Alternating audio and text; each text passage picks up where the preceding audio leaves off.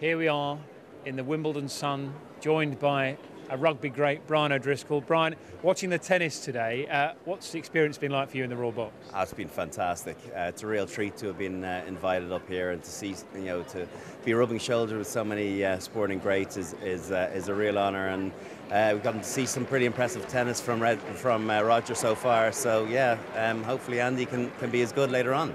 Talk to me about Roger Federer. What is it about the Swiss champ that impresses you so much? I think it's just his graciousness. He just moves differently, and I'd imagine just from watching yesterday and seeing him today, there doesn't seem a huge amount in the actual strokes of the players, but it's his movement just seems to be at a different level. So shots that you think are no hopes, he just seems to be able to flick the wrist and get them back in, and he seems to have more miracle shots than everyone else. That's probably the best way to describe him.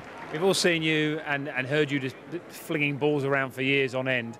Just show us your hand here to the TV camera, and for those listening on radio, I'll describe the gigantic tennis blister that you have on your thumb. That looks like a man who hasn't played much tennis.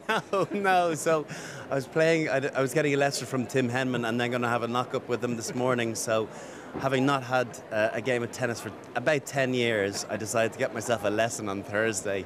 And so apparently I was gripping it a little bit tight. And so, yeah, it's blistered up. There's another little cheeky one coming up there too. But alas, it was worthwhile because I didn't humiliate myself. Yeah, you've got to ease off on the grip, Brian. Ease off on the grip. What's it been like having been out of the game and retired for a while? Do you miss it? I mean, when you come to an event like this, do you get that buzz back of performance? No, I think you get the buzz here because you realise the huge spectacle that it is, and there's a real aura about the place.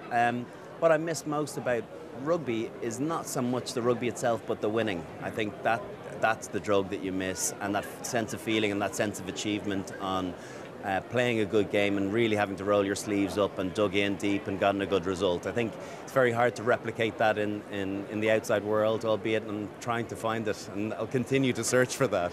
Talking of winning, there's a World Cup on. I'm sure you know about that.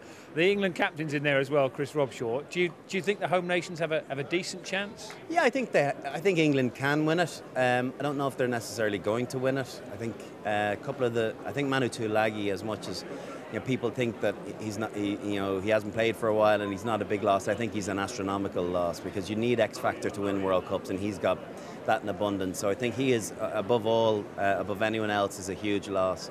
I just fancy one or two other teams just seem to be in a little bit better shape, and God forbid even the Irish look in good shape, and we've never really managed to peak at World Cups, and maybe hopefully this is our time. But it'd be great to have an England-Ireland semi-final, and all bets would be off then.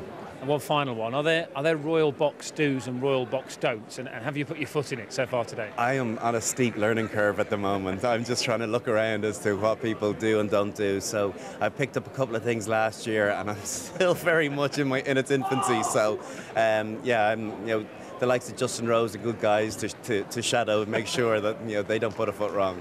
Okay, enjoy the tennis, and thanks for talking to us. Thanks a lot. Good to chat.